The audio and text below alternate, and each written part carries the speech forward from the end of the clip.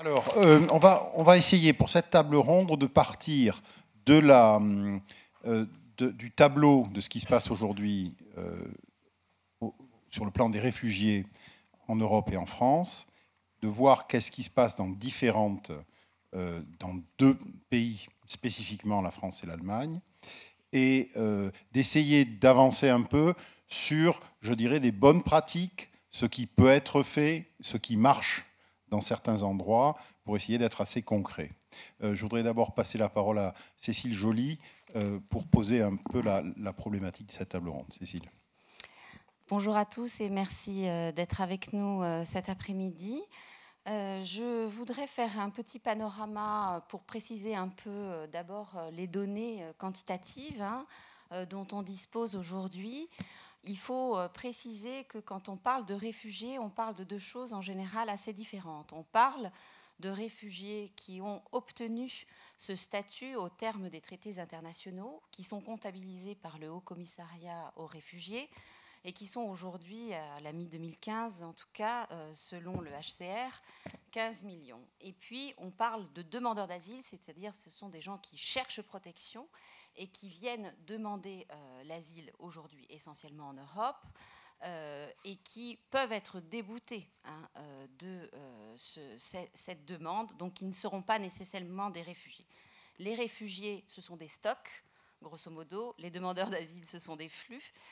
Mais surtout, ce qu'on observe, c'est que les réfugiés, donc, ils ont droit à cette protection jusqu'à ce que la situation dans leur pays d'origine s'améliore. Donc, ils peuvent rester dans le pays d'accueil assez longtemps. Les chiffres aujourd'hui, 15 millions, c'est une augmentation de 5 millions par rapport à 2012. Donc, on voit bien l'importance depuis ces dernières années de cette demande de protection. Et puis, on a à peu près 1,5 million de demandeurs d'asile. Ces réfugiés et demandeurs d'asile sont évidemment issus des conflits en cours et en particulier sont des réfugiés syriens. Donc, je pense que mes collègues autour de la table diront réfugiés d'une manière générale, et c'est un peu, je leur prémâche le travail pour qu'ils puissent vous dire réfugiés alors qu'ils vont parler de choses un peu différentes. Les Syriens, ce sont aujourd'hui plus de 4 millions de réfugiés et un demi-million de demandeurs d'asile, donc c'est aujourd'hui tout à fait considérable. Il faut noter également que l'Europe n'est pas la principale zone d'accueil des réfugiés aujourd'hui. Ce sont les pays, et c'est toujours le cas, ce sont les pays limitrophes des conflits. La Turquie accueille à elle seule 40% des réfugiés syriens. C'est considérable. Et l'Europe accueille aujourd'hui, en tenant compte des flux passés, 8% des réfugiés mondiaux. Les personnes en situation de vulnérabilité ne peuvent en plus pas tous fuir. Les déplacés internes sont encore plus nombreux. Pour les Syriens, leur nombre est le double quasiment de ceux qui ont obtenu le statut de réfugié ou qui demandent l'asile. C'est très important et c'est très important pour l'avenir en fonction de la durée du conflit civil syrien. Alors si les réfugiés ne sont pas les plus nombreux en Europe, ceux qui demandent l'asile le font de plus en plus. En Europe, depuis 1 an, le nombre de demandeurs d'asile a doublé et on était à 1,3 million de demandeurs d'asile à la fin de l'année dernière dans toute l'Union européenne, même si les flux semblent aujourd'hui se ralentir un peu du fait à la fois des restrictions des pays eux-mêmes et puis de l'accord sans doute avec la Turquie. Les pays européens qui connaissent le plus grand afflux de réfugiés de manière absolue et relative sont les pays du nord de l'Europe, en particulier l'Allemagne qui est présente parmi nous aujourd'hui, et la Suède, mais aussi les pays qui se situent sur les routes migratoires, que ce soit des routes maritimes, alors là on parle évidemment de la Grèce ou de l'Italie, ou que ce soit des routes terrestres, et la Hongrie et la Bulgarie sont dans cette situation. La concentration des réfugiés dans certains pays, dont certains sont déjà très fragilisés par la crise économique, à commencer par la Grèce, cette concentration a mis à mal la solidarité européenne, tant dans l'accueil des migrants que dans la gestion des frontières. Les efforts de répartition du fardeau proposés par la Commission restent faibles. On parle de 120 000 réfugiés relocalisés contre plus d'1 million d'arrivées. Et plus encore, les transferts de moyens humains et financiers qui sont faibles eu égard aux besoins. Malgré une certaine harmonisation des conditions d'accueil des demandeurs d'asile et des réfugiés, qui garantissent en Europe une forme d'égalité de traitement, on a une diversité des approbations selon les nationalités d'origine, des conditions d'accueil et d'intégration, et cette diversité reste relativement forte. Alors la France, dans cette perspective, n'est pas aujourd'hui un pays très attractif pour cette nouvelle vague de réfugiés. Jean-Christophe vous le précisera tout à l'heure. Bon, c'est à la fois dû à des conditions économiques qui en France ne sont pas très favorables, un marché du travail très tendu, le fait aussi qu'on n'est pas sur les routes migratoires, on est assez loin de l'épicentre du conflit et il n'y a pas non plus de diaspora. Mais pour autant, la France a une longue tradition d'accueil et elle reste en stock un des premiers pays d'accueil en Europe des réfugiés. Cet accueil des réfugiés et les politiques d'accompagnement sont indispensables pour assurer leur intégration et leur permettre de participer à la société et à l'économie. Et c'est ce que nous allons voir autour de cette table, parce que les réfugiés sont dans une situation particulière par rapport au reste des immigrés. Ils migrent contraints par la violence, et donc s'ils sont soumis aux mêmes obstacles que les immigrés d'une manière générale, qui peuvent avoir des obstacles en termes de reconnaissance de diplôme, d'apprentissage de la langue, etc. Eux, ils sont dans une situation de beaucoup plus grande vulnérabilité et en plus, leurs conditions juridiques ne leur permettent pas de travailler tout de suite. Un demandeur d'asile en Europe, en général, c'est le cas en France et en Allemagne, ne peut pas travailler tant que son statut de réfugié n'est pas reconnu. Donc, et au terme des directives européennes, au bout de 9 mois, il est autorisé à travailler. Mais donc ça ralentit le processus d'intégration. Donc on peut se poser la question, le seul pays, je crois, en Europe qui ne donne pas qui ne fasse pas cette limitation, c'est la Suède, où les demandeurs d'asile sont autorisés à travailler immédiatement dès qu'ils ont déposé leur demande d'asile. Donc on a un nombre d'obstacles qu'il faut effectivement essayer de lever. Alors évidemment, on a des parcours d'intégration. Raphaël Sodini parlera sans doute du contrat d'accueil et d'intégration qui est quelque chose qui a été mis en place en France depuis assez longtemps. On a des questions évidemment de logement. Sonia Laboureau nous en parlera. Et puis on a cette effectivement difficulté de reconnaissance des diplômes et d'intégration dans la vie économique. Alors là, on a des expérimentations parce que les pays qui sont les plus soumis à l'afflux de réfugiés essayent de trouver des solutions. Donc la Suède en est un de ces pays. Et donc aujourd'hui, ils vont essayer de faire en sorte que les entreprises fassent des contrats. Donc je crois que l'Allemagne l'avait testé également à des réfugiés et la Suède va même essayer de faire des contrats publics parce qu'il est important que les réfugiés travaillent et travaillent vite pour s'insérer parce que, à contrario, les finances publiques sont sollicitées aussi si ces gens ne travaillent pas et puis leur éloignement rend d'autant plus difficile leur intégration ultérieure. Je vais sans doute m'arrêter là pour laisser la place à mes petits camarades. Voilà, vous avez dressé le tableau. On voit bien à la fois la place économique et le poids éventuellement que peut représenter cette masse de personnes qui arrivent et les défis qu'il pose. Alors, Jean-Christophe Dumont, vous qui avez cette vision large de l'OCDE, comment vous analysez cette situation ? Bonjour, merci pour cette invitation. Oui, je vais essayer de prendre un petit peu de recul par rapport à cette situation et en tout cas de commencer par me poser la question de ce en quoi cette crise serait différente des précédentes, pour ensuite revenir sur les questions d'accueil et d'intégration, évidemment, qui sont absolument centrales si on s'interroge sur les questions de moyen long terme. En quoi cette crise est différente des précédentes? C'est évidemment pas la première, il y en a eu d'autres, que ce soit la crise des boat people ou les guerres de Yougoslavie au début des années 90, mais bien d'autres événements entre-temps. Le premier point, c'est évidemment l'ampleur du phénomène auquel on est confronté, puisque ça vient d'être souligné, 1,3 million de demandes d'asile dans l'Union européenne l'an dernier, 1,5 million pour l'OCDE, mais aussi 2,7 millions de Syriens en Turquie, 1 million au Liban, 700 000 en Jordanie. Des chiffres qu'on n'a pas connus finalement depuis la Seconde Guerre mondiale.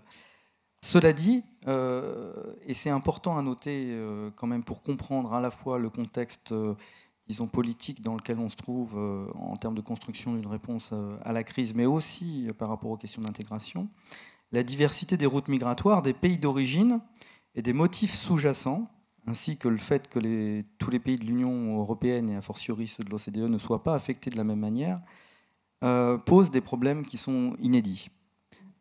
Juste pour avoir aussi un certain nombre d'éléments chiffrés à l'esprit, le Royaume-Uni a vu une augmentation marginale de sa demande d'asile l'an dernier, la France d'environ 20%. Des pays comme les Pays-Bas, la Belgique, le Danemark et la Suisse ont vu leur nombre de demandes d'asile au moins doubler, multiplié par 1,7 dans le cas de la Suisse.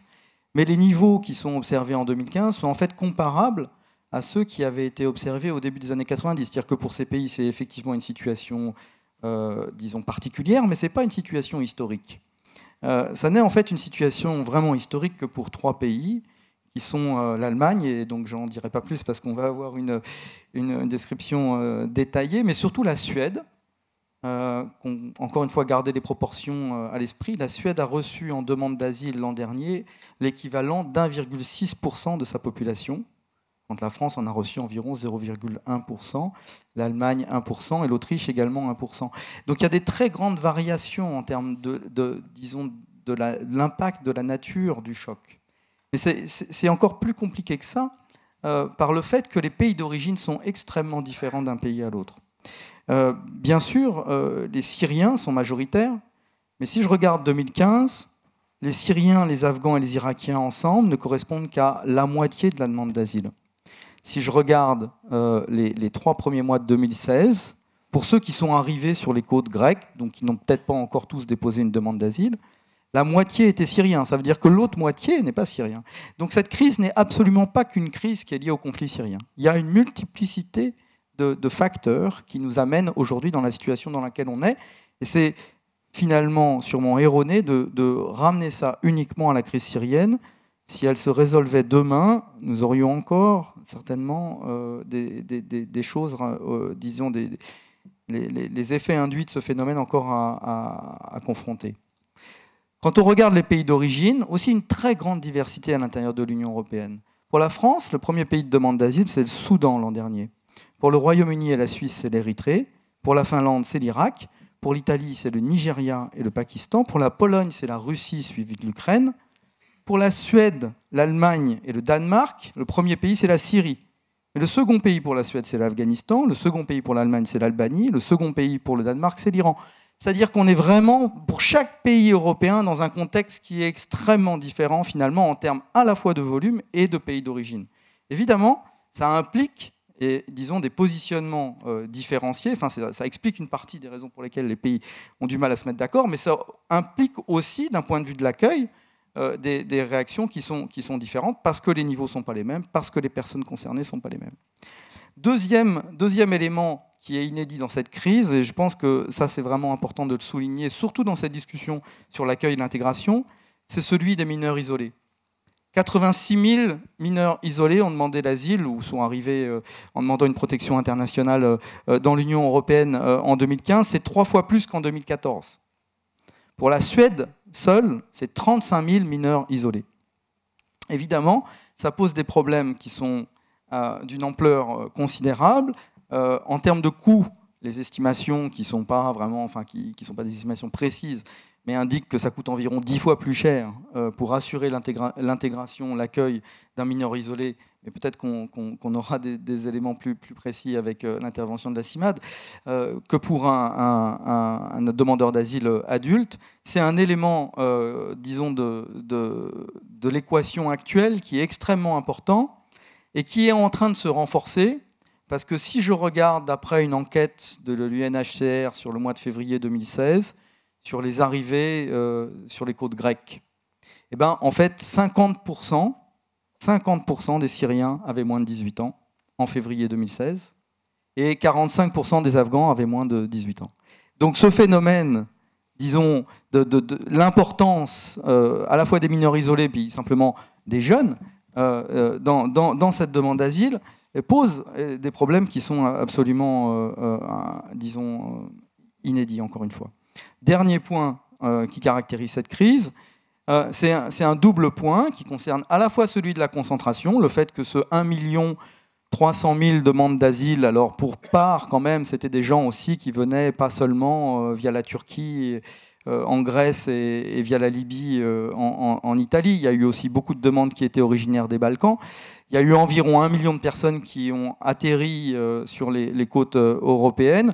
Ce million de personnes est passé par 4 ou 5 îles, que ce soit Lampedusa ou les îles grecques. Alors évidemment, ce phénomène de concentration, avec les projecteurs médiatiques, a renforcé un sentiment qui était déjà extrêmement sensible sur les questions migratoires et a, comment dire, renforcé l'anxiété de l'opinion publique vis-à-vis de ces questions migratoires. C'est un élément qu'il faut avoir en tête dans la crise actuelle. L'autre élément qu'il faut avoir dans la crise et qui est lié à celui-là, en tout cas par rapport à la réaction de l'opinion publique, qui est donc un des paramètres essentiels, c'est celui qui a trait au fait qu'on ne voit pas la fin de cette crise. On ne voit pas la fin du conflit en Syrie, on ne voit pas la stabilisation de la Libye. Et pour un certain nombre d'autres pays qui sont concernés, notamment l'Afghanistan, on est dans une situation de déstabilisation qui est plutôt durable. Et donc, évidemment, comparé par exemple à la situation des boat people, où finalement on a commencé à accueillir les gens au moment où il y avait des éléments de solution politique, aujourd'hui on n'est pas du tout dans ce temps-là, et donc on doit gérer une crise alors que les sources de la crise ne sont pas traitées. Évidemment, construire une solution dans ce contexte-là, c'est beaucoup plus difficile. Et ça rend finalement tout engagement extrêmement engageant parce que si on accepte, disons, de faire un premier pas, on sait sûrement qu'il va y avoir un deuxième, un troisième. Et donc ça, c'est un élément de contexte qu'il faut aussi prendre en compte. Avant d'aborder, je ne sais pas combien de temps, peut-être j'ai encore quelques minutes, je voudrais simplement souligner que finalement, aujourd'hui, et là aussi c'est important à avoir à l'esprit, il ne s'agit plus seulement d'une crise humanitaire, même si celle-ci est encore paroxystique, mais il s'agit bien d'une crise systémique qui affecte à la fois des blocs fondateurs de l'Union européenne, qui mine les principes de solidarité à l'intérieur de l'Union européenne, mais on pourrait dire au-delà. L'UNHCR en 2015 a reçu moins de financement qu'en 2014, globalement, et qui pourrait se transmettre assez rapidement à d'autres questions, dont celle qui nous occupe aujourd'hui, qui est celle de l'accueil et de l'intégration. En tout cas, c'est cette crise-là qu'il faut absolument éviter, celle de l'accueil et de l'intégration. Cela dit, il ne faut pas sous-estimer les difficultés. Je pense, comme ça a été dit précédemment, l'intégration des demandeurs d'asile et des réfugiés, je fais bien cette distinction, est une tâche difficile et coûteuse à court terme. Ils ont subi des traumatismes, ils ne se sont pas préparés à la migration, disons, l'adéquation entre leurs compétences linguistiques et la langue du pays de destination en général est à peu près nulle. Ils ont donc subi des traumatismes, donc ça nécessite un investissement conséquent. On ne réussira pas l'intégration si on ne passe pas par un investissement important qui nécessite donc de développer les compétences. Aujourd'hui, quand on regarde l'ensemble des réfugiés, donc l'ensemble des gens dans l'Union européenne qui, quelle que soit l'année dans laquelle ils sont arrivés, sont rentrés en tant que réfugiés, seulement 57% d'entre eux sont en emploi. Pour certains, ils sont là depuis des dizaines d'années. Quand on regarde ceux qui sont là depuis moins de 5 ans et qui ont un niveau d'éducation primaire qui fait une partie importante du flux, même si parmi les réfugiés, il y a aussi beaucoup de gens qui sont au moins du niveau secondaire, voire du niveau supérieur. En Suède, par exemple, 15% des Syriens ont un diplôme du supérieur, mais aussi 40% ont un diplôme au moins du secondaire, mais aussi 40% ont juste le niveau primaire. Pour ceux qui ont juste le niveau primaire et qui sont arrivés comme réfugiés depuis moins de 5 ans, le taux d'emploi moyen dans l'Union européenne est de 10%. Donc, il ne faut pas nier les difficultés. Simplement, il faut effectivement mettre en place un certain nombre de politiques. On a publié à l'OCDE en début d'année une petite brochure Comment réussir l'intégration des réfugiés. Il y a 10 leçons, je ne vais pas vous les faire les 10, mais juste 3. Premier point, mettre l'accent sur l'intervention précoce, assurer que les réfugiés potentiels, quand je dis réfugiés potentiels, donc des gens qui ne sont pas encore réfugiés, mais qui ont de fortes probabilités de le devenir, ont un accès au marché du travail et surtout, même plus important que ça, un accès aux mesures d'intégration. Prendre en compte la diversité des migrants humanitaires et fournir un soutien adéquat aux groupes les plus vulnérables. La question de l'intégration des enfants à l'école, bien entendu, mais aussi d'avoir des réponses en termes d'intégration qui sont différenciées en fonction du niveau de qualification. On ne donne pas des cours de langue de la même manière à quelqu'un qui a un diplôme du supérieur qu'à quelqu'un qui n'a même pas le niveau primaire. Troisièmement, assurer un accès équitable aux services d'intégration sur tout le territoire, ce qui est un enjeu évidemment, notamment pour des pays qui ont reçu énormément de demandeurs d'asile et de réfugiés l'an dernier, en collaboration avec les autorités locales et les acteurs non étatiques, mais aussi adapter l'allocation des demandeurs d'asile. Et là, je pense que j'aurai une réponse de M. Sodini sûrement sur ce point, puisque c'est évidemment une remarque assez facile à faire, puis en pratique bien difficile à mettre en œuvre, mais adapter l'allocation des demandeurs d'asile, non seulement en fonction des disponibilités de logement, mais également en tenant compte de la situation locale du marché du travail, c'est-à-dire mettre les gens là où il y a de l'emploi, plutôt que seulement là où il y a des logements pas chers. En tout cas, pour conclure, je voudrais juste faire ce point essentiel, qui d'ailleurs fait écho aussi à ce qu'a dit Cécile Joly juste avant. Je pense qu'on n'a pas le droit d'échouer sur l'intégration des réfugiés. Ce n'est pas une option, parce que le coût économique, évidemment, serait considérable si on échouait, compte tenu du nombre de personnes concernées, mais aussi le coût en termes de cohésion sociale et évidemment le coût politique serait bien trop élevé. Il faut considérer ça comme un investissement potentiel, un investissement qui potentiellement peut être rentable, mais en tout cas, je veux vraiment faire le point, disons, concernant le fait qu'on n'a pas le droit d'échouer sur la question de l'intégration. Ça devrait être prioritaire. Merci beaucoup. Alors, on va concentrer maintenant qu'on a vu l'image la plus large possible sur 2 cas, le cas français et le cas allemand.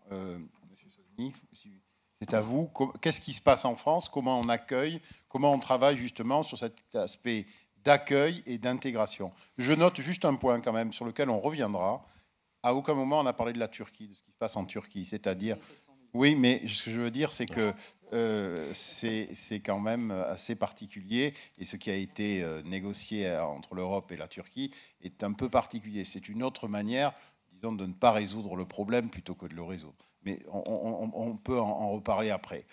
Monsieur Sodini. Je pourrais en dire un mot si vous le souhaitez. Oui. J'étais à Ankara il y a une semaine. Bonjour, merci à tous. Donc, je vais essayer de vous présenter la politique d'intégration des réfugiés.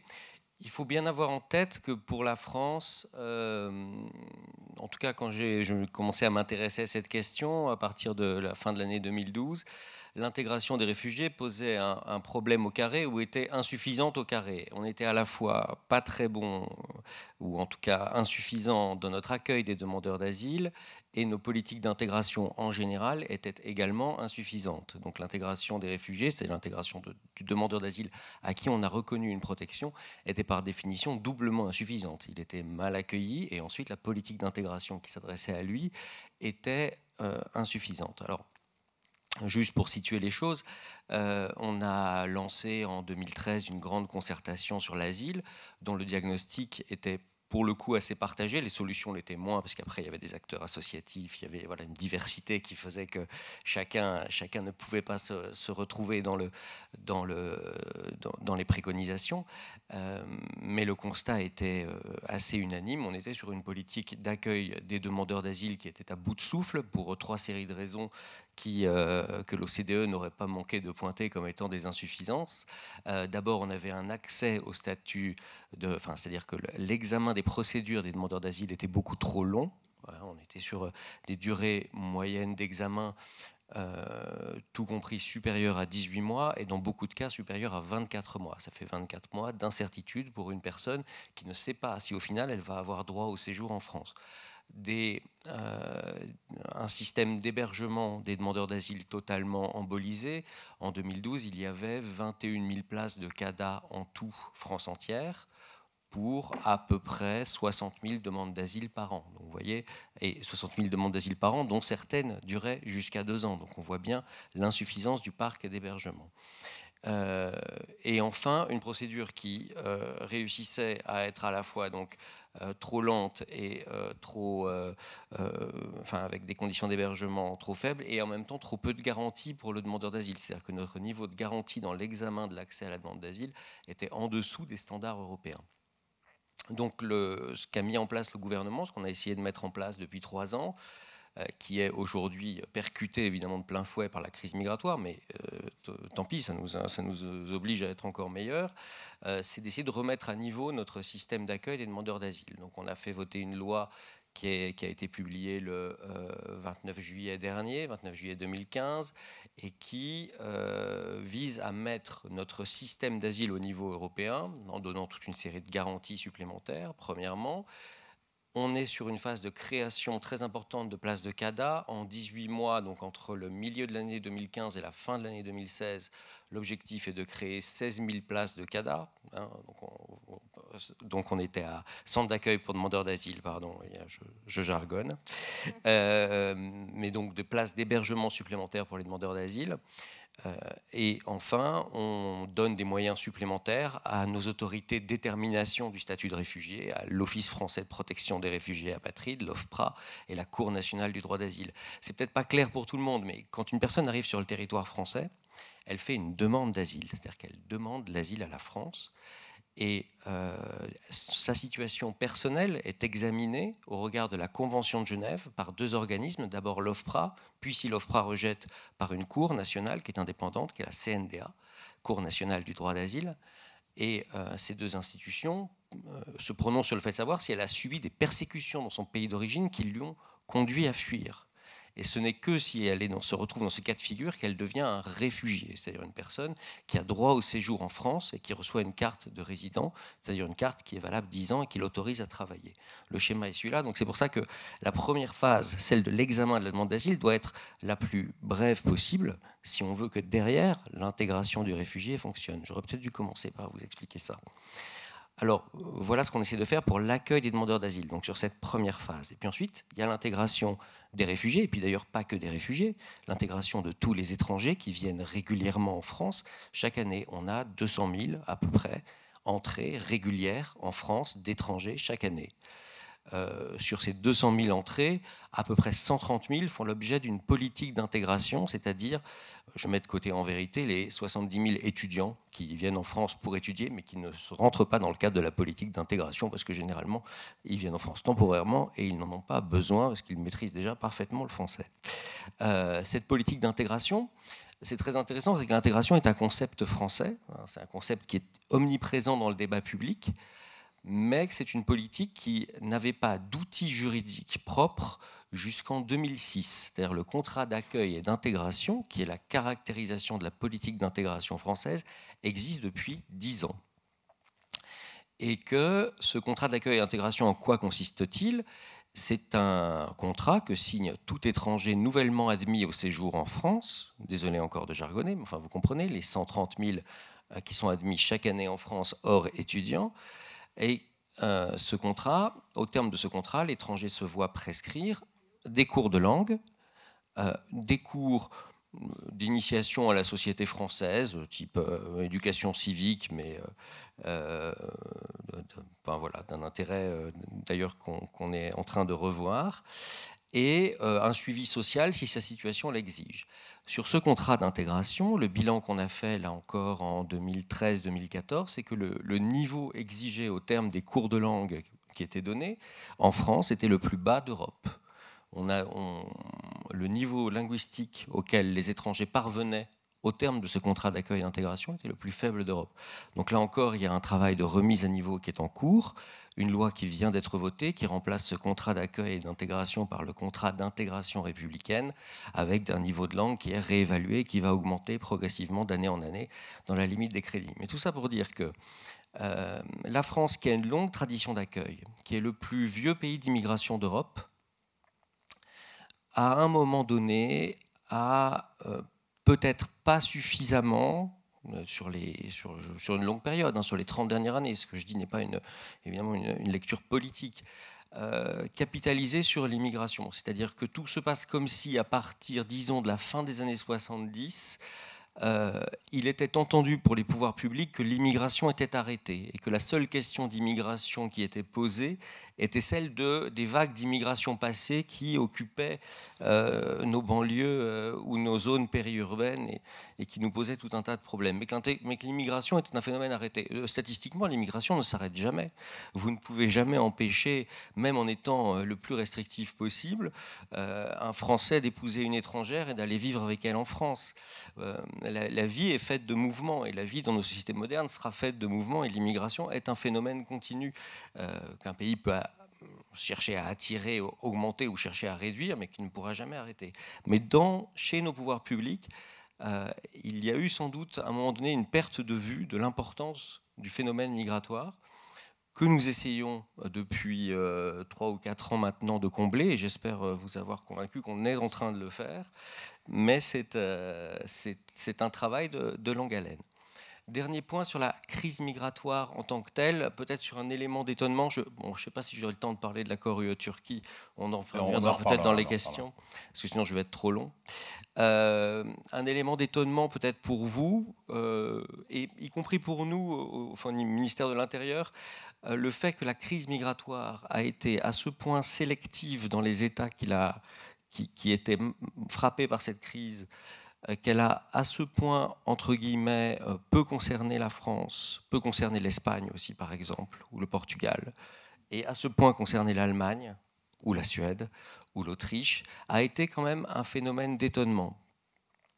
Les causes, et je crois, je ne sais pas quelles causes vous analysez en Allemagne, restent encore finalement pourquoi ces flux migratoires sont allés à ce point vers certains États et pas vers d'autres. On a 3 types de causes. L'absence de diaspora préexistante. C'est sûr que si la crise migratoire, si le pays est en déréliction, ce n'est pas la Syrie, mais c'est l'Algérie, alors évidemment les flux migratoires viendront davantage vers la France que vers l'Allemagne. Mais il n'y avait pas vraiment une diaspora syrienne très importante qui préexistait en Allemagne. Elle existait, mais elle n'était pas très importante. Les routes migratoires, c'est certain, et le marché du travail. On voit bien qu'il y a ces 3 causes. Est-ce qu'il n'y a pas autre chose? Est-ce qu'il n'y a pas quelque chose de l'ordre justement de l'accueil perçu, de la qualité de l'accueil perçu par les réfugiés ou les demandeurs d'asile? Ce serait cette question de 2 ans d'attente pour avoir l'asile, ça a dû à mon avis, on peut imaginer que ça a pu jouer. Dans ce cas-là, au moins sur l'accueil des demandeurs d'asile, la France n'était pas le plus mal placé en Europe. L'Italie était bien. J'ai beaucoup de respect pour mes camarades italiens, mais sauf que l'Italie était sur le passage. L'Italie était sur le passage, voilà. Donc ça a pu jouer à la marge, mais si on prend le cas du Royaume-Uni, par contre, là, ça ne joue pas, parce que le Royaume-Uni a une qualité d'accès à la procédure d'asile qui est bien supérieure au nôtre. Je pense que l'histoire est encore à écrire. Je suis pas, honnêtement, l'Allemagne aujourd'hui, mais avec tous les efforts qu'elle a fait, a aussi, et la Suède aussi, a aussi maintenant des délais d'accès à la procédure d'asile qui se sont considérablement allongés, et on voit que les flux continuent. Donc, je ne méconnais pas, je ne tais pas le fait qu'il y avait un problème sur l'accueil des demandeurs d'asile en France en 2013 et qu'on essaye de le résoudre. Je suis pas sûr que comment dirais-je, que les demandeurs d'asile soient à ce point aussi bien informés des différences des systèmes d'asile européens. Mais ça reste à expertiser. Des expériences comme Sangatte ou des choses comme ça ont été assez, je pense... Sangatte, il ferme en 2003. Oui, mais ce qui se passe ailleurs, autour de Calais, etc., peut Calais, avoir... c'est une situation très particulière. Alors, du coup, je vais parler de Calais. Non, mais on va peut-être voir la situation en Allemagne, on juste pourra Calais, c'est un revenir. point particulier parce que là, c'est des personnes qui, précisément, ne demandent pas l'asile. C'est l'une qui ne veulent pas demander l'asile. Et tout notre travail est de les convaincre de demander l'asile en France et de les convaincre qu'ils ne passeront pas vers le Royaume-Uni. C'est un travail très, très, très étonnant en vérité. Il y a peu de... à ce point, essayer de convaincre des gens de demander l'asile dans un pays, c'est assez étonnant. Voilà, donc simplement pour dire que ça a été surprenant que nous, au plan, on est quand même aujourd'hui touché par cette crise migratoire. Je crois que l'idée, c'est jusqu'en juin dernier, on pouvait dire que la France était quasiment pas touchée. Aujourd'hui, la demande d'asile augmente en tendance de 50% par mois en France. On est 50% au-dessus des mois de l'année précédente quand on compare au mois. Donc on est touché par la crise migratoire et on sent une mutation dans les populations. Aujourd'hui, les premières populations de demande d'asile en France, ce sont les Afghans, les Soudanais, les Syriens. Donc on est clairement touché par cette crise migratoire avec une problématique mineurs étrangers isolés aussi qui se développe. On l'a été beaucoup moins que l'Allemagne.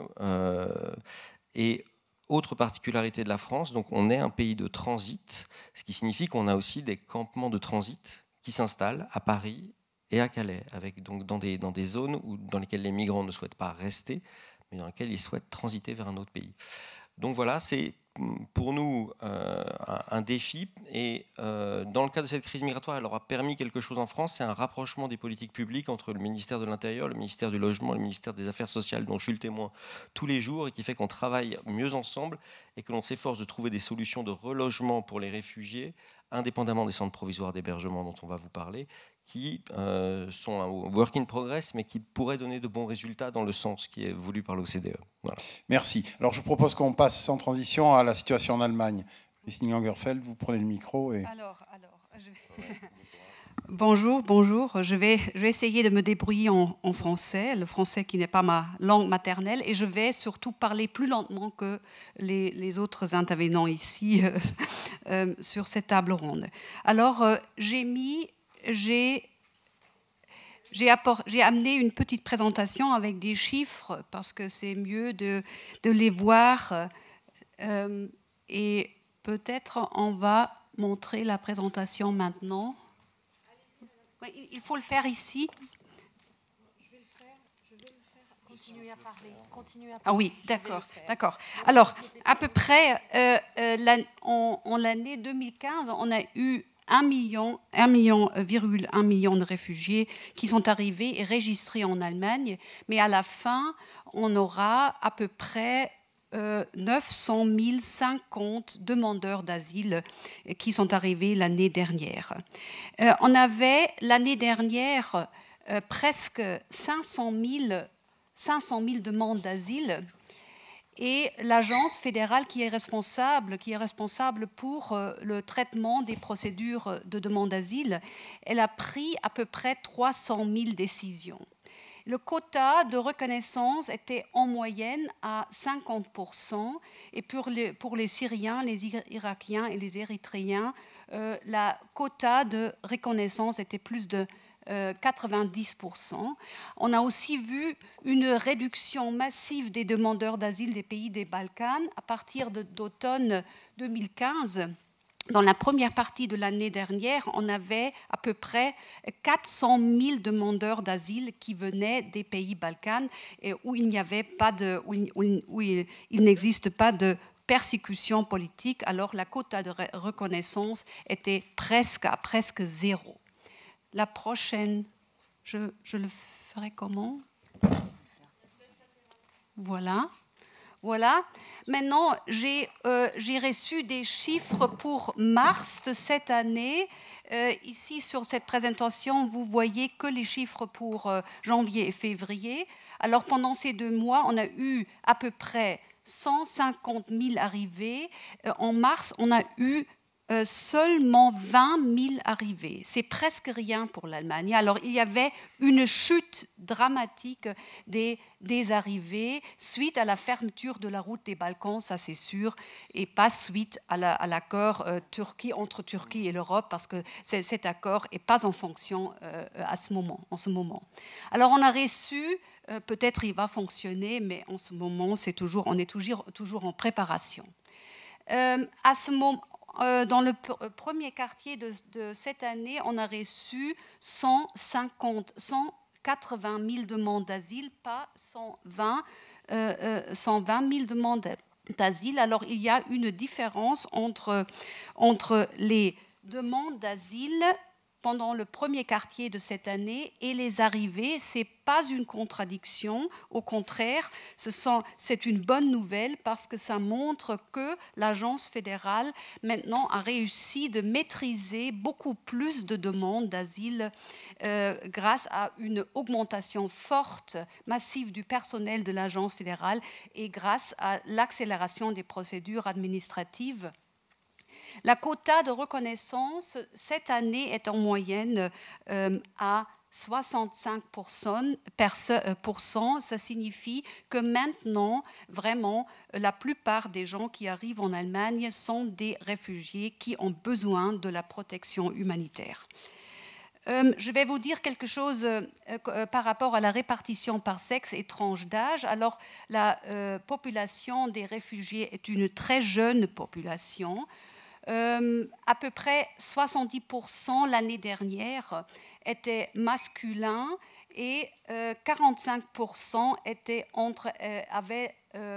à l'âge de 16 à 30 ans. Alors ça signifie un enjeu énorme pour les écoles et aussi pour les formations professionnelles. Et je suis tout à fait d'accord avec vous que l'enjeu d'intégration est un enjeu primordial. Le prochain slide. La répartition des réfugiés en Allemagne, vous voyez ici l'Allemagne, un État fédéral qui consiste en Länder, et vous voyez que les réfugiés se concentrent dans l'ouest de l'Allemagne.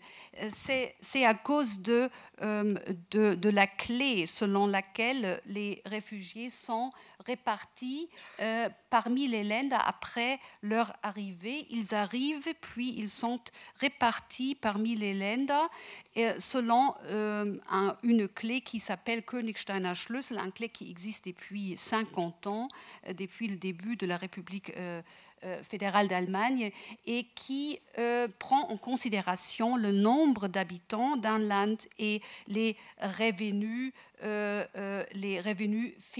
fiscaux d'un land. Et vous voyez que dans l'Ouest, les Länder de l'Ouest sont plus riches que les Länder de l'Est. Ça, c'est évident. Après l'arrivée, les réfugiés sont enregistrés, ils sont repartis parmi les Länder, ils vivent dans des camps, dans des camps d'asile ensemble, sont des très très très grands camps où ils vivent. Ils sont obligés d'y rester entre 3 et 6 mois, et après la reconnaissance positive, après la reconnaissance comme réfugiés sous la Convention de Genève, par exemple, ils ont le libre choix de prendre domicile où ils veulent. En ce moment, on est en cours de préparer un projet de loi qui va exiger une obligation de rester à un domicile attribué. Alors, ce projet vise à empêcher la formation d'une ségrégation dans des villes, parce qu'on sait que les réfugiés, après la reconnaissance de leur demande, ils tentent à déménager aux villes où il se trouve déjà beaucoup de leurs compatriotes, et on sait qu'il n'y a que 5 à 10 villes qui seront vraiment touchés par l'influx des réfugiés. Peut-être le prochain. Et puis, que sont les enjeux actuels et urgents ? Toujours, on fait des efforts d'accélérer encore plus les procédures de demande d'asile. On a prononcé un nouveau projet de loi qui était entré en vigueur il y a quelques semaines. Il faut absolument remédier à la situation qu'il y a toujours des réfugiés qui sont arrivés en Allemagne il y a quelques mois, qui n'ont pas eu l'occasion de poser leur demande d'asile. On parle d'environ 300 000 réfugiés qui sont enregistrés en Allemagne, mais qui n'ont pas eu l'occasion de poser leur demande jusqu'ici. Mais quand même, l'agence fédérale prend par mois 50 000 décisions. Alors, 50 000 décisions par mois prises par l'agence fédérale de migration et de réfugiés grâce à l'augmentation forte du personnel. Mais quand même, il y a toujours des problèmes et il y a toujours aussi des demandes ouvertes, des demandes déjà qui sont déjà traitées mais pas encore décidées. Il faut aussi, mais en ce moment, le débat en Allemagne change, on se concentre, on focalise plus sur l'intégration parce qu'on voit que les nombres des réfugiés, des arrivées, les nombres baissent et alors on focalise sur la concentration. Et le dernier slide, peut-être je vous présente les principes basiques de la politique allemande par rapport à l'intégration qui s'appliquent aussi aux réfugiés. Alors, l'intégration signifie la promotion de l'égalité des chances pour tous, y inclut les migrants, les réfugiés, à participer à la vie sociétale, qui veut dire la participation, il faut offrir la participation au marché du travail, au logement, à la vie politique, etc. L'objectif en Allemagne est donc l'intégration par la participation. Et le deuxième principe signifie peut-être une différence importante par rapport à la politique, au concept en France. L'intégration ne signifie pas l'assimilation, ni culturelle, ni religieuse, mais l'intégration signifie le respect pour les lois et les valeurs de la République fédérale de l'Allemagne et la connaissance de la langue allemande. Ce qui concerne les réfugiés, on a décidé, et c'est le consensus parmi le gouvernement, on a décidé de mettre en œuvre des mesures d'intégration si tôt et complètes que possible. On ne veut pas répéter les faux du passé. On a accueilli beaucoup de travailleurs migrants pendant les années 60 et on a fait une non-politique. On a vraiment nié l'enjeu d'intégration et on sent les résultats de ce non-politique jusqu'aujourd'hui. Et on ne veut pas répéter ces faux. On ne sait pas combien de temps les réfugiés vont rester en Allemagne parce qu'on ne sait pas combien d'eux vont rentrer en Syrie après la guerre. Mais on va investir dans l'intégration avec tous les moyens qu'on a à disposition. Et peut-être le dernier principe, l'intégration fonctionne en Allemagne selon le principe du demander et encourager. Alors si quelqu'un en offre toutes les possibilités pour s'intégrer au marché du travail, par exemple, et si quelqu'un ne s'efforce pas, ne fait pas des efforts, il y a aussi des sanctions qui peuvent aussi mener à la réduction des prestations sociales jusqu'à 0. Et ces sanctions sont exigées très souvent, régulièrement. Merci beaucoup. Merci. Alors, on a vu les deux approches, la française et allemande. On voit bien d'ailleurs que, enfin, ça serait pas forcément intéressant, mais on pourrait jouer sur les mots intégration, assimilation, mais je ne suis pas sûr qu'il y ait une si grande différence d'approche entre la France et l'Allemagne. Mais en revanche, ce qui me semble, c'est qu'il y a un certain nombre encore de problèmes à résoudre. Et donc, je voulais, avec vous, faire le point, si vous voulez bien prendre le micro, des problèmes essentiels qui restent à résoudre. C'est-à-dire que, on a vu qu'il y a un problème de logement, on a vu qu'il y a bien entendu un problème économique, et on a vu qu'il y a un problème aussi de travail. Et puis, ce point essentiel, que je pense qui est essentiel à garder en tête, c'est l'aspect des mineurs isolés, et l'aspect aussi de la jeunesse des réfugiés. Alors, comment est-ce que, en France notamment, vous pouvez décrire la situation ? Alors déjà, Vu de la CIMAD. Oui, merci de m'avoir invité parce que je trouve que c'était vraiment important d'avoir aussi une vision de terrain. Et là, pour le coup, moi, je vais vous parler, on a parlé beaucoup de stock, de flux, de nombre, de chiffres. Moi, je voudrais vous parler des personnes qu'on accompagne dans le centre. Ça fait 40 ans que la CIMAD gère ce centre d'accueil de réfugiés. Donc, autant dire qu'on a vu passer des milliers de réfugiés, on a vu toutes les vagues de personnes qui ont trouvé refuge, à commencer par les Chiliens, les Argentins dans les années 70. Enfin voilà, ce centre que je dirige à Massy, c'est aussi un lieu assez historique, hein, parce qu'il garde aussi la mémoire de toute cette histoire des personnes qui ont trouvé refuge en France. Alors parler des personnes, ça commence déjà par essayer de comprendre ce qu'elles vivent. Moi, j'observe en gros plusieurs types de traumatismes. Alors parfois ils se cumulent, parfois non, heureusement. Il y a bien sûr le traumatisme qui est lié à ce qui s'est passé dans le pays d'origine. Hein, inutile de vous faire un dessin, évidemment, vous avez souvent des personnes qui ont vécu à minima de l'emprisonnement, des tortures, des viols, enfin des choses assez conséquentes, un traumatisme important dans leur pays d'origine, ce qui a fait qu'elles n'ont pas le choix, pas d'autre choix que de partir. Ça, c'est ce premier traumatisme.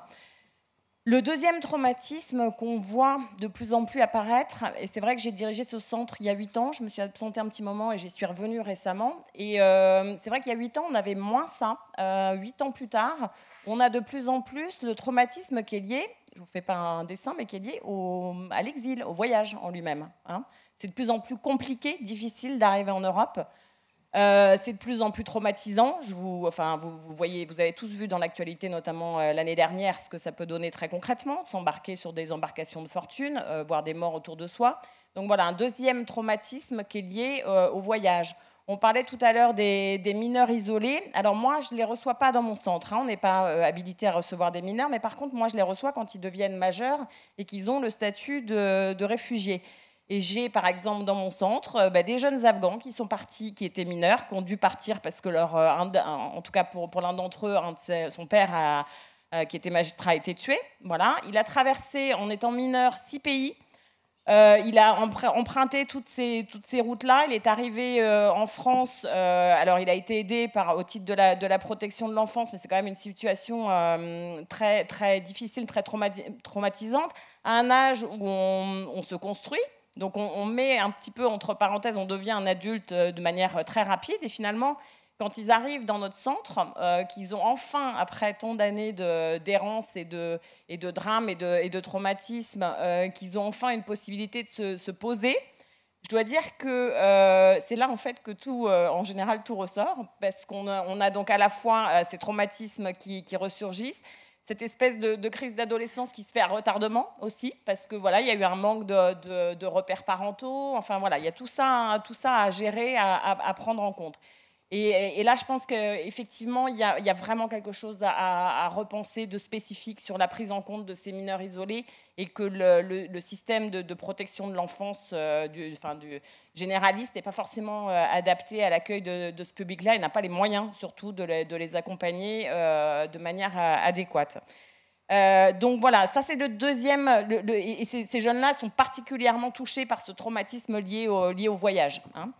Le troisième, alors c'est pas tout à fait un traumatisme, mais la troisième grosse difficulté sur le plan psychologique pour ces personnes qu'on accompagne, c'est à l'arrivée en France, en fait, c'est pour beaucoup d'entre elles, pas toutes, notamment les personnes les plus diplômées, c'est ce sentiment de déclassement. C'est compliqué pour des personnes qui étaient habituées à un certain standard dans leur pays d'origine, qui avaient des diplômes, un métier, des moyens assez conséquents, parce qu'il faut quand même des moyens assez conséquents aussi pour entamer ce voyage-là.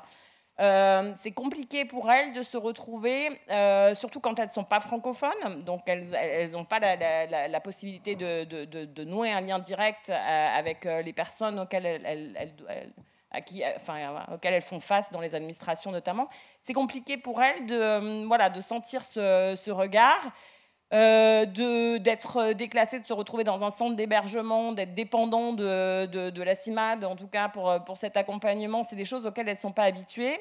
Il y a toutes les difficultés, évidemment, liées à l'insertion professionnelle. Peut-être qu'on y reviendra à un moment, mais ça, c'est très important. La non-reconnaissance des diplômes, ce qui fait qu'on a souvent des personnes surqualifiées par rapport au poste de travail qu'elles trouvent en arrivant en France. Donc voilà, il y a ce sentiment un petit peu de déclassement social et professionnel qui complique les choses.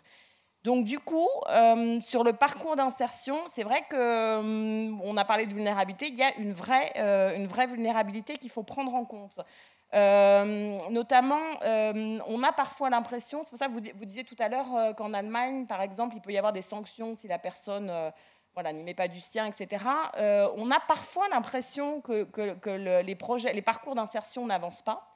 Mais c'est souvent pas une question de mauvaise volonté. C'est vraiment une question de blocage psychologique et c'est très très important parfois. Enfin, en tout cas, nous on le ressent dans le centre. D'accord. Oui, non, mais je vous dis ça parce qu'on peut avoir l'impression que les parcours d'insertion n'avancent pas, mais il faut vraiment réaliser que tant qu'on n'a pas dépassé ces traumatismes, fait ce travail aussi psychologique, il n'y a pas grand-chose qui peut avancer pour certaines personnes.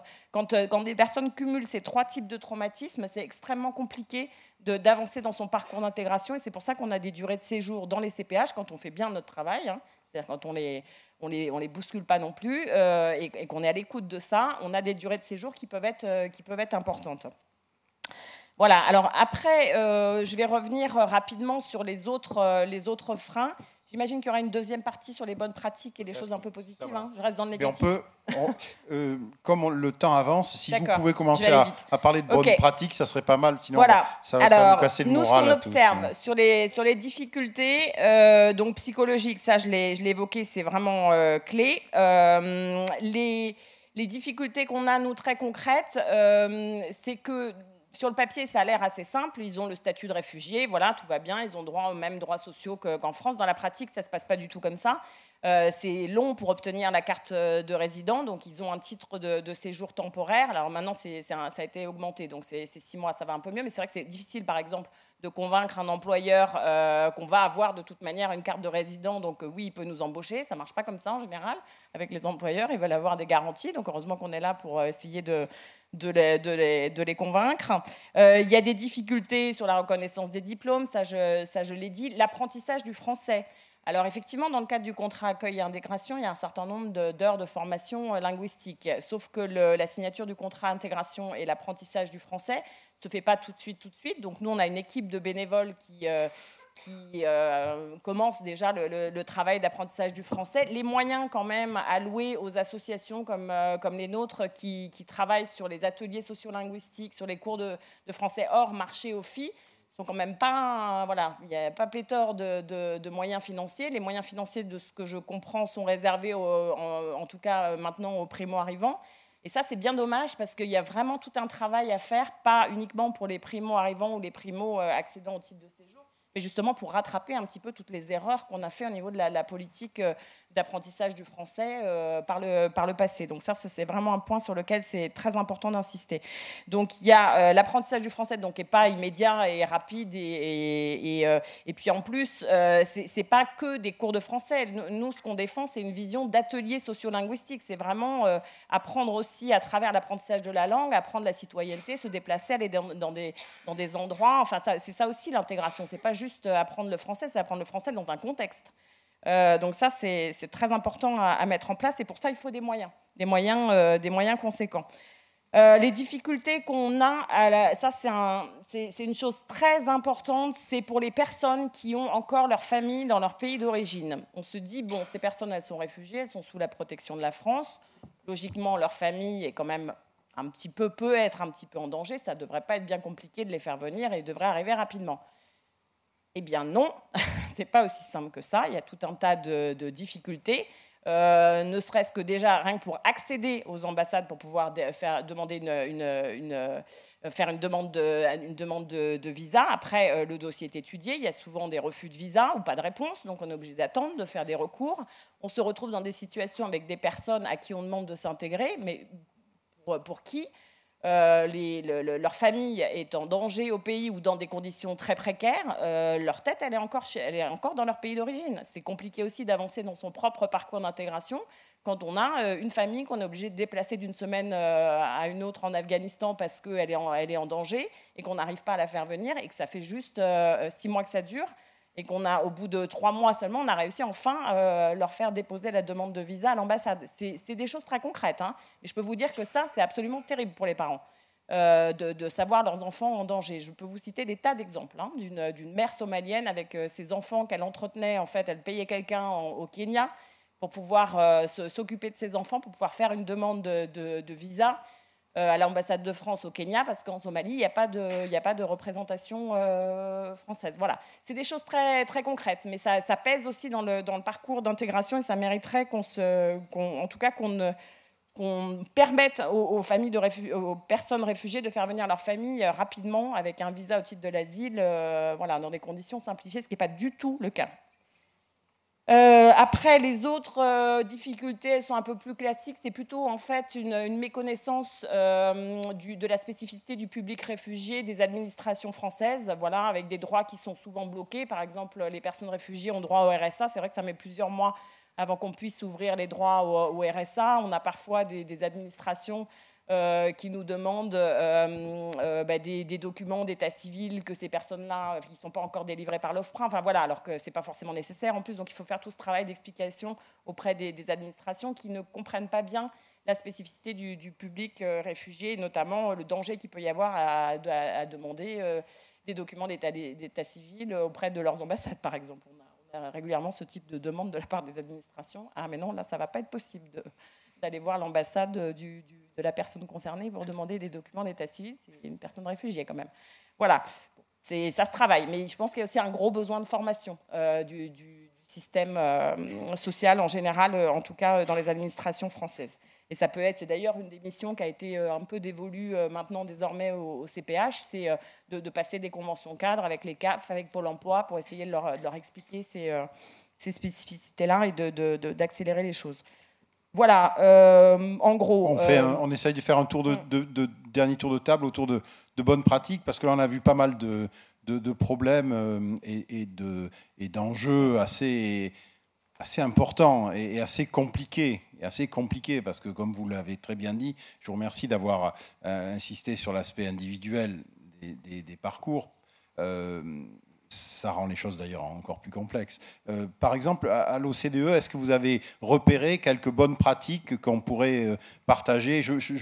On se donne 10 minutes maximum là, pour faire ce dernier tour de table, parce qu'on n'arrive pas loin de la fin, mais j'aimerais qu'on reste sur...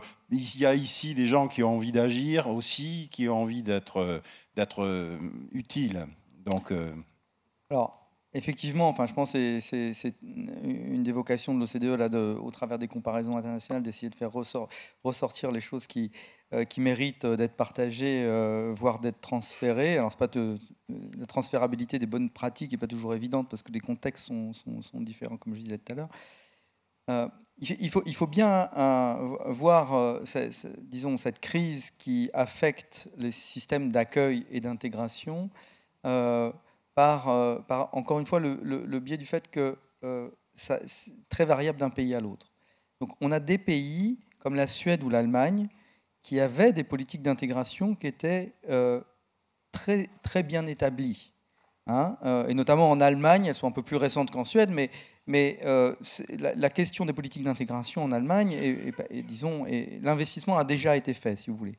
Seulement, de multiplier l'offre par un facteur de 3 ou 4, ça pose des questions logistiques qui sont incroyablement compliquées, ne serait-ce qu'en termes de cours de langue. Enfin, pour prendre un exemple juste tout simple, il faut trouver des nouveaux professeurs pour enseigner ces cours de langue, et même si on veut maintenir le même niveau, si vous voulez, il y a ce problème. Donc, ces pays-là sont passés au travers et encore aujourd'hui, enfin, je veux dire, le processus n'est pas du tout terminé, au travers de réflexions extrêmement intéressantes qui les amènent sur des pratiques, on pourrait dire, innovantes, qui sont en tout cas nouvelles dans le domaine de l'intégration et dont il faudra faire le bilan au bout d'un certain temps.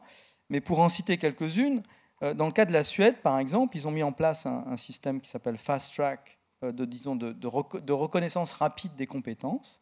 Le principe, c'est un petit peu la validation des acquis, c'est-à-dire qu'on n'oblige pas aux gens d'apprendre préalablement la langue du pays de destination avant de pouvoir s'interroger sur est-ce que vraiment ils peuvent pratiquer leur profession.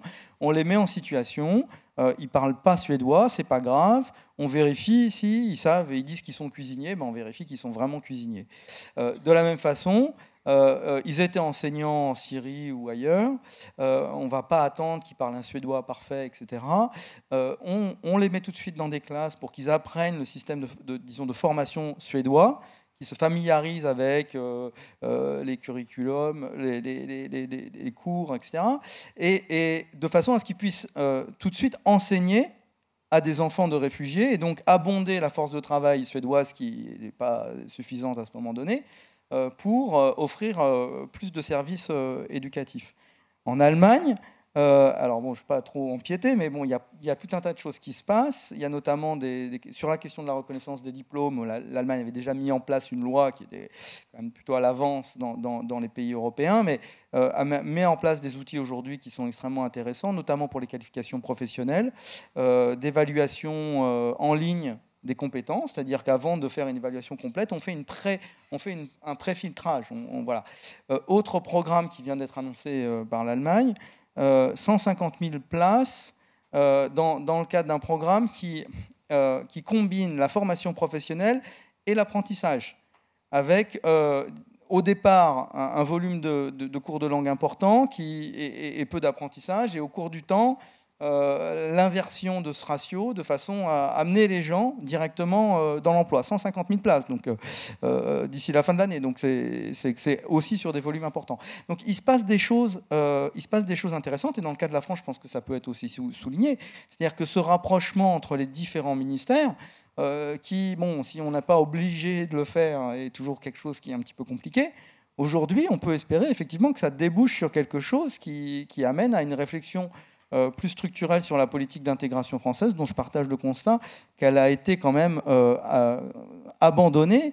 Et encore aujourd'hui, même si effectivement il y a des dispositifs sur l'accueil et l'intégration ou l'insertion républicaine bientôt, c'est-à-dire sur ceux qui viennent d'arriver, pour ceux qui sont là depuis plus longtemps, ils sont dans le dispositif général et se posent la question de savoir si ce dispositif général est d'abord à même et ensuite adapté pour répondre à leurs questions. Alors peut-être que ça va nous amener aussi à réfléchir à ces problématiques et si c'est le cas, effectivement, c'est une bonne chose. Est-ce que vous avez les uns et les autres, vous avez quelque chose à ajouter sur cette idée de bonnes pratiques ? On a cité deux là, mais... On applique les instruments qu'on a déjà mis en œuvre il y a 10 ans à peu près. On les applique aussi aux réfugiés maintenant. Mais il faut aussi encore flexibiliser le système de la formation professionnelle. On discute comment on va le faire. Il faut bien réfléchir sur une flexibilisation qui porte sur une reconnaissance partielle des qualifications, parce qu'on sait que dans la plupart des cas, particulièrement des jeunes réfugiés, ces jeunes réfugiés ne sont pas capables de parcourir une formation professionnelle complète. Parce que pour eux, les domaines, les matières théoriques sont trop compliquées. Alors il faut vraiment changer. Il faut développer des offertes de formation professionnelle qui sont un peu plus adaptées aux besoins des jeunes réfugiés, mais aussi aux jeunes qui ont eu des difficultés jusqu'ici et sont issus de l'immigration. Alors il y a aussi en Allemagne beaucoup de jeunes gens qui n'arrivent pas à trouver un emploi, qui n'arrivent pas à parcourir une formation professionnelle. Et il faut maintenant vraiment profiter de la situation avec les réfugiés pour réformer le système. Ça, c'est aussi une idée qu'on poursuit en ce moment. Sur la CIMAD, oui, je voudrais juste Prenez la parole, oui, un petit moment, et je voudrais avoir... Oui, simplement pour souligner que je suis en plein accord avec ce qui a été dit, notamment par l'OCDE, c'est-à-dire qu'une crise migratoire met en lumière des insuffisances, et c'est au pouvoir public de se saisir de ces insuffisances pour tenter de les résoudre. En France, si on fait la seule chose qui marche de nos politiques d'intégration, c'est un peu... particulier, c'est l'école. En vérité, je pense que le seul dispositif sur lequel on est plutôt au bon niveau européen, c'est l'école pour les enfants donc, de réfugiés, de demandeurs d'asile, parfois simplement de migrants, quelle que soit d'ailleurs leur situation, puisque l'école s'adresse de manière inconditionnelle à l'ensemble des enfants présents sur le territoire, avec un système d'apprentissage de la langue et de mise à niveau très rapide des enfants, et ensuite avec d'ailleurs des résultats qui sont tout à fait probants. Pour les adultes, en vérité, l'intégration des réfugiés se heurte aux difficultés que nous avons, et dont l'OCDE pourrait parler, et alors là je suis très mal placé pour en parler parce que c'est vraiment pas mon ministère, mais se pose sur l'accès à la formation professionnelle, le lien entre la formation professionnelle et l'insertion sociale, avec le fait que ce ne sont pas forcément les mêmes collectivités locales qui sont en charge de ces différents aspects. Et l'un des enjeux de la loi qui vient d'être votée, alors il faudra voir comment elle se décline, c'est de faire d'une part un contrat d'intégration républicain qui soit plus incisif sur le niveau de formation, plus rapide aussi dans son déclenchement, et puis deuxièmement, d'inviter chacun des acteurs locaux compétents, la région pour la formation professionnelle, par exemple, à développer des programmes spécifiques, parce qu'on ne peut pas non plus toujours mettre les personnes dans des programmes ou dans des situations qui sont trop dérogatoires du droit commun. Il faut que le droit commun s'adapte aussi au changement de population. Juste un point. Vous voulez reprendre la parole, Cécile, ou... Parce qu'il faudrait... Pour souligner, moi j'ai apprécié dans la présentation d'Allemagne cette clé de répartition en fonction du revenu des lenders est quand même quelque chose d'intéressant. Alors, Jean-Christophe disait il faudrait mettre les réfugiés là où il y a du travail, mais là où c'est riche, c'est aussi là où il y a du travail en général. Mais c'est quelque chose dont, effectivement, je trouve on pourrait s'inspirer. Et puis, j'aurais voulu aussi souligner qu'il y a des initiatives publiques, mais qu'il y a des initiatives de la société civile. Ça, c'est important, ça. Ouais. Et que sur l'accueil des réfugiés, donc il y en a eu beaucoup en Allemagne, hein, les Allemands ont fait beaucoup d'initiatives qui sont des initiatives civiques. Et en France aussi, alors encore une fois, on l'a souligné, il y a eu un afflux bien moindre, mais il y a une association qui a fait quelque chose en faisant appel à la bonne volonté des citoyens pour que les gens prennent chez eux des réfugiés. En termes d'intégration, évidemment, c'est bien, c'est mieux que d'être dans une situation où vous vous sentez... pas intégré, justement, vous êtes déjà avec une famille, donc c'est sûr, il faut avoir la place, etc. Mais c'était, je voulais souligner qu'il y a aussi des initiatives.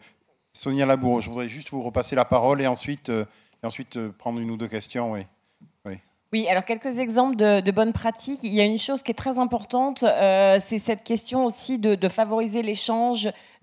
Les personnes réfugiées, elles ont besoin de se recréer un réseau. Si on veut éviter qu'elles aient pour unique réseau leur réseau communautaire, il faut aussi leur donner une chance de développer un lien, notamment avec des personnes françaises ou même d'autres pays. Alors nous, au centre, c'est facile, vu qu'il y a 15 nationalités, ça se fait relativement naturellement. Mais ceci dit, on fait un énorme effort justement pour que toutes nos activités soient ouvertes sur les habitants de la ville.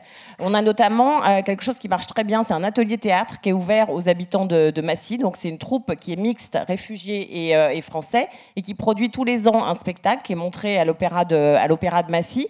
Et cette dynamique, elle redonne confiance. Les activités culturelles, franchement, c'est quelque chose à ne pas négliger. C'est un facteur clé aussi de l'intégration. Ça leur permet de retrouver une dignité, de contribuer aussi, de donner en retour un spectacle ou quelque chose à la société qui les accueille, de retrouver une dignité, de retrouver une confiance en eux qu'ils ont souvent perdue à cause de toutes ces difficultés. Donc ça, c'est quelque chose qui marche plutôt bien. Pareil, on met en place un café des parents sur les questions de parentalité. Il n'est pas fermé sur les seuls réfugiés. Il est ouvert à tous les parents de Massy qui souhaitent venir échanger sur les questions d'éducation. Donc à chaque fois qu'on peut, essayer de ne pas enfermer les réfugiés entre eux, mais de les ouvrir sur la société d'accueil au travers d'ateliers et d'activités culturelles. Autre chose très importante aussi, ne pas, à chaque fois qu'on le peut, essayer de leur donner la parole. Alors, on a fait quelque chose, moi, une initiative qu'on a prise après les attentats de Charlie Hebdo. En fait, moi, j'étais assez choquée. On est en banlieue, hein, Massy, voilà, on est juste à côté, le centre, il est juste à côté d'un quartier populaire, très populaire. Et c'est vrai qu'après les attentats de Charlie Hebdo, j'étais comme tout le monde un petit peu choquée d'entendre des jeunes dire oui, mais enfin bon, ils l'ont bien cherché, enfin voilà, la théorie du complot et tout ça. Et je me suis dit, c'est quand même dommage. Moi, je dirige un centre où il y a des réfugiés chez moi qui ont fui le fondamentalisme religieux. Et qui ont eu très peur des attentats. Pour la première fois de leur vie, ils se retrouvaient dans une situation où ce n'était pas eux qui demandaient des nouvelles à leur famille pour savoir s'ils étaient en sécurité, mais c'était leur famille qui les appelait de leur pays pour savoir si tout allait bien à Paris.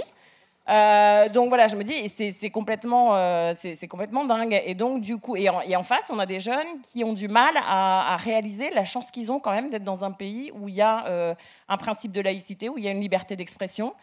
Qui ont du mal à réaliser ça. Du coup, j'ai eu l'idée d'organiser une rencontre et on a organisé quelques mois plus tard dans le collège d'à côté, pour toutes les troisièmes, une rencontre avec un résident du centre qui est un journaliste pakistanais qui a longtemps milité pour l'éducation des filles au Pakistan, qui a été emprisonné, kidnappé par les talibans, emprisonné, torturé, qui a dû s'échapper et qui leur a expliqué ce que c'est que de venir d'un pays où il y a une loi sur le blasphème. Voilà. En plus, il est journaliste, donc il a pu aussi s'exprimer sur ce qu'il pensait des unes de Charlie Hebdo. Il est musulman. Et je peux vous dire qu'il n'y avait pas une mouche qui volait dans la salle de classe et on devait avoir 150 élèves. Et ça, c'était une expérience très enrichissante parce qu'on retourne un peu le regard. C'est-à-dire que c'est une personne réfugiée qui vient contribuer à un débat qui est somme toute largement franco-français quand même, hein, sur ses perceptions. Donc du coup, il contribue à un débat qui nous agitait à ce moment-là sur les questions de laïcité et de liberté d'expression. Et ça, c'est très important, de décentrer le regard. On a quand même là une richesse formidable hein, parmi tous ces gens-là et le parcours qu'ils ont. Merci beaucoup. C'était important, je voulais absolument qu'on finisse sur des questions de bonne pratique, parce que c'est important d'expliquer ce qu'on entend par intégration. Et là, je vous remercie parce que vous nous avez donné des cas concrets, au-delà de l'économique même, notamment sur le culturel, notamment sur le sociétal. Je suis désolé, on est arrivé C'était un débat très intéressant. Vous nous avez apporté beaucoup d'informations. Je voudrais au nom des participants aujourd'hui, je voudrais vous remercier de tout ce que vous nous avez apporté.